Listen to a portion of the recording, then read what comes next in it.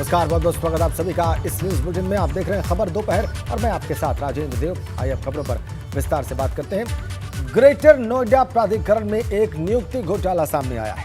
प्राधिकरण के अधिकारियों ने 45 से ज्यादा लोगों को नौकरी दी, लेकिन आधे से ज्यादा अपने ही अधिकारी और कर्मचारियों के नाते रिश्तेदार हैं। जब इस मामले की शिकायत हुई तो नियुक्ति घोटाला परत दर परत खुलकर सामने आने लगा है। फिलहाल प्राधिकरण ने जांच बैठा दी है।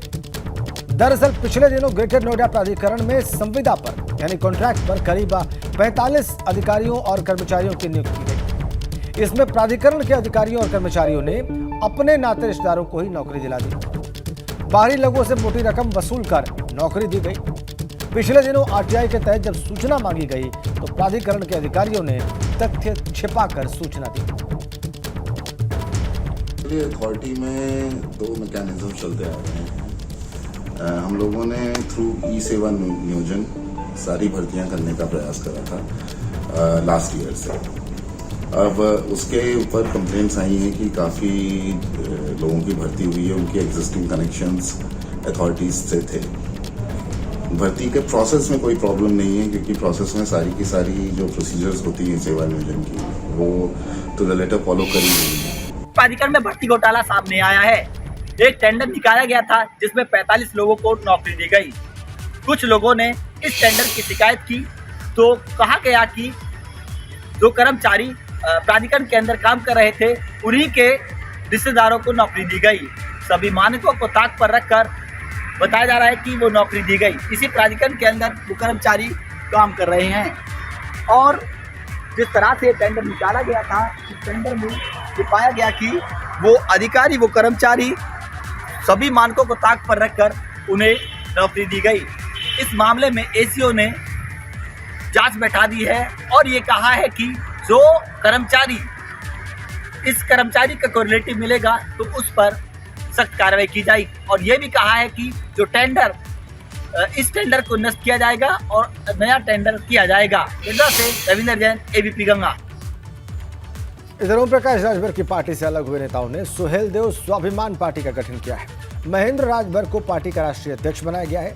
महेंद्र राजभर के समर्थकों ने सड़क पर ही पार्टी का गठन कर दिया। परमिशन नहीं मिलने के कारण इन्होंने सड़क पर ही पार्टी का गठन कर दिया और आरोप लगाया कि ओम प्रकाश राजभर ने रात में ही उनके परमिशन को निरस्त करा दिया। नेताओं ने राजभर की पार्टी को घर की पार्टी तक करार दे डाला। ये देखिए आप, सड़क पर ही पार्टी की घोषणा हो गई।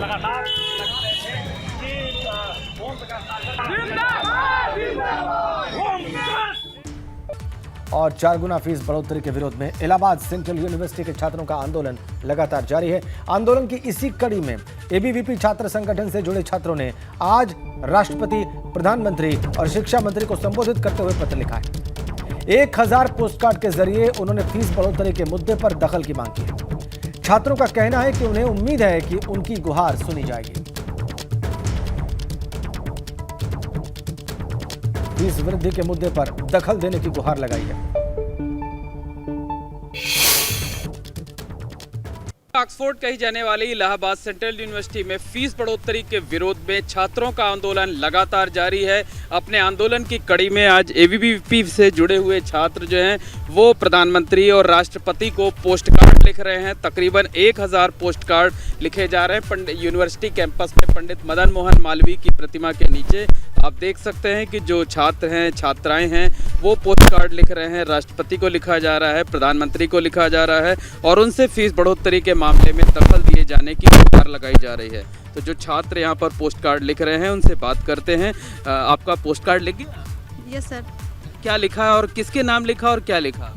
सर मैं यहाँ के स्टूडेंट हूँ। जैसे कि अभी आप सब लोग जानते हैं कि जो यहाँ की बीसी मैम है वो जो यहाँ की फ़ीस है उसको 4 गुनी बढ़ा दी है। जिससे कि मान लीजिए ठीक है हम लोग का तो हो गया, हम लोग निकल गए, लेकिन जो हमारे साथ मतलब हमारी जो पीछे की वाली जनरेशन है वो जो पढ़ने आएंगे, हमारे छोटे भाई बहन, उनके लिए जो अगर मान लीजिए ठीक ठाक परिवार से हैं तब तो ठीक है, लेकिन जो गरीब परिवार के बच्चे यहाँ पढ़ना चाहते हैं वो कैसे पढ़ेंगे, उनके बारे में तो सोचना है। हम एक स्वतंत्र राज्य में जी रहे हैं, एक स्वतंत्र देश में जी। बिल्कुल, और भी छात्र हैं जिनके हाथ में पोस्ट कार्ड है। जरा पोस्ट कार्ड सामने करके ऐसे दिखाइए आप लोग जो है। तो ये देखिए, ये पोस्ट कार्ड लिए हुए हैं जो छात्र हैं। कोई राष्ट्रपति को लिख रहा है, कोई प्रधानमंत्री को लिख रहा है, कोई शिक्षा मंत्री को लिख रहा है और फीस बढ़ोतरी का जो मुद्दा है उस मामले में दखल दिए जाने की मांग की जा रही है। बताइए इसका क्या मतलब है, क्योंकि आंदोलन आप लोगों का लगातार चल रहा है और यूनिवर्सिटी प्रशासन कतई बात करने को तैयार है। जी, इसी क्रम में अखिल भारतीय विद्यार्थी परिषद पिछले 16 दिनों से आंदोलनरत है। आप देख सकते हैं इलाहाबाद विश्वविद्यालय का कोई भी प्रशासनिक अधिकारी सुध लेने नहीं आया और विश्वविद्यालय में तमाम छात्र छात्राएं आंदोलनरत हैं। कक्षाएं चल नहीं रही हैं और विश्वविद्यालय में बहुत सी अनियमितताएं हैं जिसको लेके कोई सुध लेने वाला नहीं है। अब हम लोग माननीय शिक्षा मंत्री, माननीय राष्ट्रपति जी और माननीय प्रधानमंत्री जी को पत्र लिख के अब उनको अवगत कराएंगे यहाँ की समस्याओं के बारे में, यहाँ के जो भी अनियमितताएं हैं उसके बारे में। और इसी क्रम में आज अखिल भारतीय विद्यार्थी परिषद 1,000 पोस्ट कार्ड लिखने का काम कर रहा है। बिल्कुल, जो छात्र हैं वो यहाँ पर राष्ट्रपति, प्रधानमंत्री और शिक्षा मंत्री को पोस्ट कार्ड भेज रहे हैं और तकरीबन 1,000 पोस्ट कार्ड भेजे जा रहे हैं और इसके ज़रिए ये जो गणमान्य लोग हैं उनसे इस पूरे मामले में दखल दिए जाने की गुहार लगाई जा रही है और जो 4 गुना फीस बढ़ाई गई है उस फैसले को वापस लिए जाने का आदेश दिए जाने की मांग की जा रही है। कैमरामैन रोहित श्रीवास्तव के साथ मोहम्मद मोइन, एबीपी गंगा, प्रयागराज। और आपको बता दें कि पीएफआई के ठिकानों पर यूपी सहित देश के कई राज्यों में रेड्स की गई हैं और अब तक 247 पीएफआई मेंबर्स को गिरफ्तार किया गया है। गाजियाबाद से अकेले 11 पीएफआई के सदस्य हिरासत में लिए गए। बुलंदशहर से 4 पीएफआई के सदस्य हिरासत में लिए गए। तो उत्तर प्रदेश से डिटेन किए गए पीएफआई के सदस्य और आपको हम इन रेड्स की तस्वीरें दिखाने जा रहे हैं। ये देखिए आप, गाजियाबाद, बुलंदशहर और शामली की तस्वीरें। पीएफआई के मेंबर्स यहां से डिटेन किए गए हैं एनआईए की रेड्स में। 3 शहर और ज्यादा फोकस रहा एनआईए का अपनी छापेमारियों में पश्चिमी उत्तर प्रदेश के शहरों में। गाजियाबाद से 11 सदस्य हिरासत में लिए गए, बुलंदशहर से 4 हिरासत में लिए गए और शामली से भी पीएफआई के सदस्यों को हिरासत में लिया गया है। वहां से भी 4 सदस्य हिरासत में लिए गए हैं। 3 तस्वीरों के माध्यम से इन रेड्स की कहानी हम आपको दिखाने का प्रयास कर रहे हैं। और इसके अलावा आपको एक बड़ी अपडेट दे दें कि लखनऊ में पीएफआई से जुड़े 6 सदस्य हिरासत में लिए गए हैं। इस छापेमारी में कई अहम दस्तावेज भी बरामद हुए हैं। लखनऊ के ग्रामीण इलाकों से फैजान और एक अन्य पीएफआई मेंबर को गिरफ्तार किया गया है। ये पीएफआई से जुड़े हुए बताए जा रहे हैं। गोमती नगर स्थित एक मकान पर भी छापा मारा गया है। कई अहम दस्तावेज भी बरामद हुए हैं। पीएफआई से जुड़े हुए बताए जा रहे हैं आरोपी। लखनऊ से 6 को हिरासत में लिया गया है। गोमती नगर स्थित एक मकान पर भी छापा मारा गया है।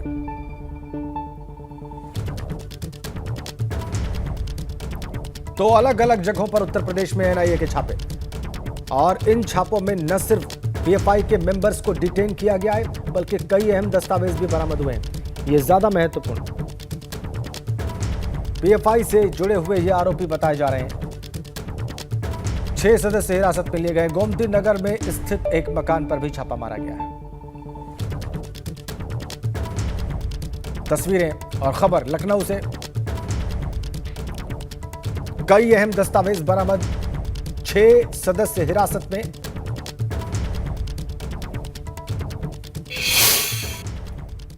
पीएफआई को लेकर देश भर में एक बार फिर से रेड का सिलसिला जारी है और इस बार एनआईए के साथ यूपी में ईडी, एटीएस और एसटीएफ भी इस छापेमारी में सहयोग कर रही है। सूत्रों का कहना है कि इस बार की छापेमारी मनी ट्रेल को लेकर है, यानी पीएफआई के बैंक खातों में जिस तरह से विदेशों से रुपया आया है उसकी ट्रेल करने के लिए ये रेड की जा रही है। सूत्रों का ये भी कहना है कि केरल के कोझिकोड से गिरफ्तार शफीक पायत इस रेड का सूत्रधार है। ईडी शफीक पायत से इसी लखनऊ के जोनल ऑफिस में पूछताछ कर रही है। उसको 10 दिन की कस्टडी रिमांड मिली है।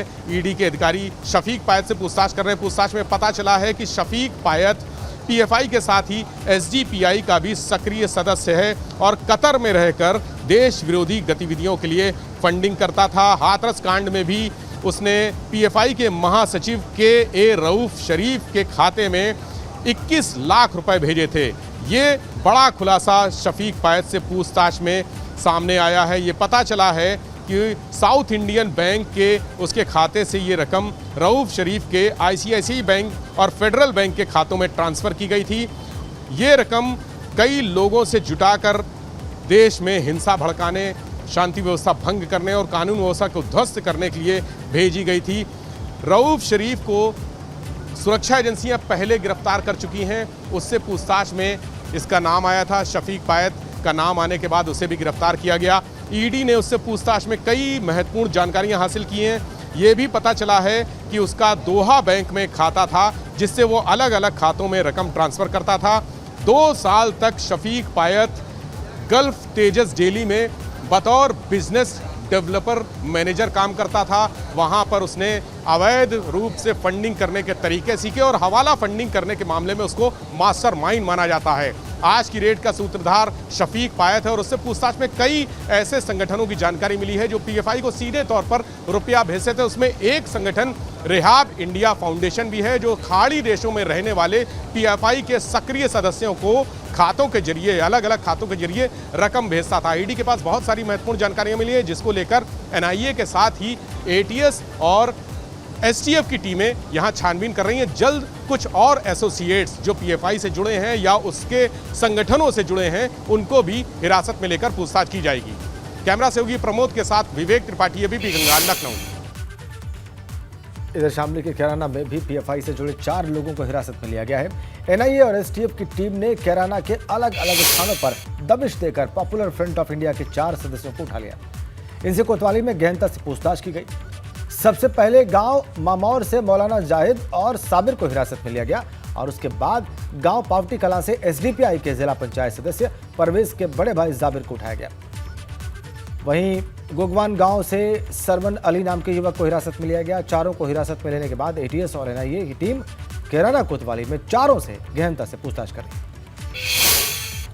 कैराना में कोतवाली में मौजूद है। आपको बता दें कि पॉपुलर फ्रंट ऑफ इंडिया के जो सदस्य हैं उनको 4 लोगों को एटीएस ने हिरासत में लिया है। और आप देख सकते हैं कि जो कैराना कोतवाली है, इसमें जो एटीएस की टीम है वो लगातार जो है यहाँ पर पूछताछ कर रही है, अपनी कानूनी कार्रवाई में जुटी है। आपको बता दें कि 7 दिन पहले भी मौलाना साजिद की जो पूछताछ हुई थी, उसके बाद ये दोबारा एटीएस की कार्रवाई की गई है, जिसमें कैराना के जो अलग अलग जगह के हैं उनको 4 लोगों को हिरासत में लिया गया है। बताया गया है कि मौलाना जो साजिद है उसका भाई जो साबिर है उसको भी पुलिस पे बरामद विभिन्न प्रकार के अभिलेखों एवं साक्ष्यों का संयुक्त रूप से विश्लेषण किया जा रहा है। उपलब्ध अभिलेखों एवं साक्ष्यों के आधार पर अग्रिम विधिक कार्रवाई अमल में लाई जाएगी। पीएफआई के ठिकानों पर जो रेड्स हुई हैं उत्तर प्रदेश में, उनके बारे में ADG law and order Prashant Kumar बयान दे रहे थे और उन्होंने कहा कि तथ्यों की जांच पड़ताल के बाद आगे का लीगल एक्शन लिया जाएगा। ये बयान ADG law and order Prashant Kumar का, पूरा बयान भी हम आपको बहुत जल्द दिखाएंगे। लेकिन पीएफआई के ठिकानों पर रेड्स हुई हैं उत्तर प्रदेश में अलग अलग स्थानों पर, इस पर ही बयान दे रहे थे एडीजी लॉ एंड ऑर्डर। और आपको बताएं कि बुलंदशहर में भी सुबह से ही पीएफआई एजेंट्स के ठिकानों पर छापेमारी जारी है। एटीएस टीम ने बुलंदशहर नगर कोतवाली इलाके से देर रात अब्दुल खालिद अंसारी नाम के व्यक्ति को हिरासत में लिया। वहीं सियाना कोतवाली क्षेत्र से अफजाल नाम के युवक को भी हिरासत में लिया गया है, जो कि पेशे से वकील बताया जा रहा है। एटीएस की हिरासत में लिए गए अब्दुल खालिद अंसारी के बेटों ने बताया कि उनके पिता 14 साल सपा में रहे और पिछले कुछ महीनों से पीएफआई के सदस्य भी थे, लेकिन बीते 3 महीने पहले ही उनके पिता ने पीएफआई से इस्तीफा दे दिया था।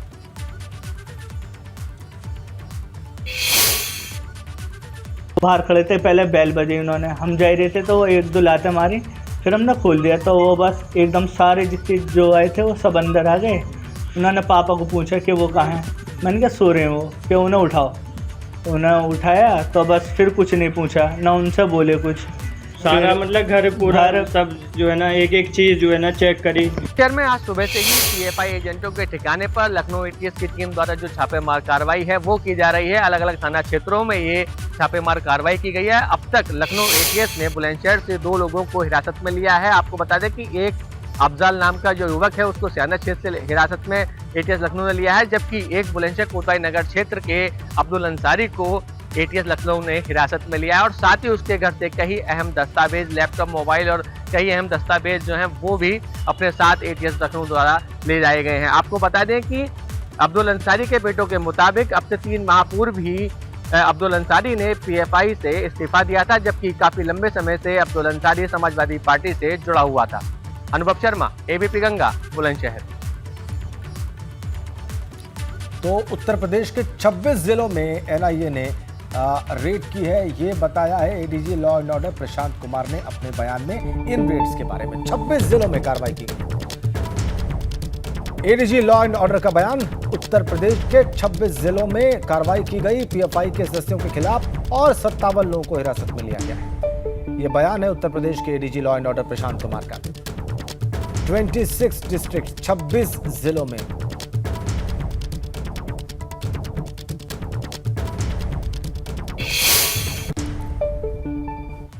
इधर गाजियाबाद में भी पीएफआई के खिलाफ छापेमारी हो रही है।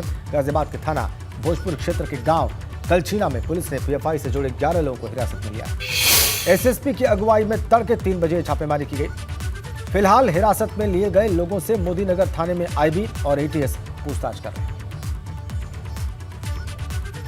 गाजियाबाद में कई पीएफआई मेंबर्स को डिटेन किया गया है। आधी रात के बाद तड़के सुबह 3 बजे छापा मारा गया भोजपुर थाना इलाके के इस गांव में। और आप देखिए, अब जो मोदीनगर थाने में पूछताछ हो रही है उन लोगों से जो संदिग्ध हैं, जिनसे हिरासत में जिनको लिया गया है। 11 लोग को हिरासत में लिए गए हैं कलछीना गांव से। पूछताछ अब इनसे जारी मोदीनगर थाने में। तस्वीरें दोनों ही थाने के बाहर की, थाने के भीतर की। पीएफआई कनेक्शन पर इन संदिग्धों से पूछताछ हो रही है जिनको हिरासत में लिया गया है। आईबी और एटीएस इनसे पूछताछ कर रहे हैं। पीएफआई की साजिशों को लेकर भी इनसे पूछताछ की जा रही है।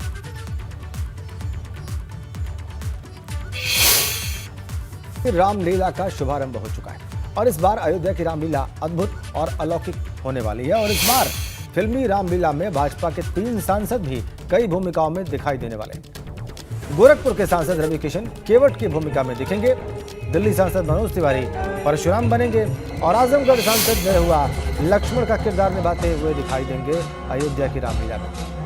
इधर प्रधानमंत्री मोदी ने अयोध्या में रामलीला के सफल आयोजन के लिए पूरी टीम को शुभकामनाएं भेजी हैं। पत्र लिखकर अयोध्या में रामलीला आयोजन समिति को शुभकामनाएं दी हैं। अयोध्या की रामलीला हर साल की तरह इस बार भी फिल्मी कलाकार रजा मुराद, बिंदु दारा सिंह, शहबाज खान, मनोज शर्मा, दीक्षा रैना, राहुल गुर्जर, गजेंद्र चौहान, राकेश बेदी सहित करीब 30 कलाकार कई भूमिकाओं में दर्शकों को दिखने वाले हैं।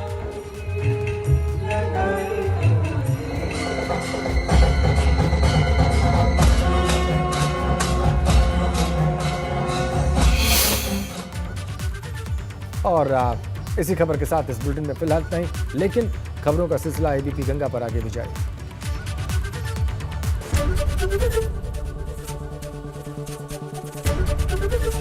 एबीपी गंगा, खबर आपकी, जुबान आपकी।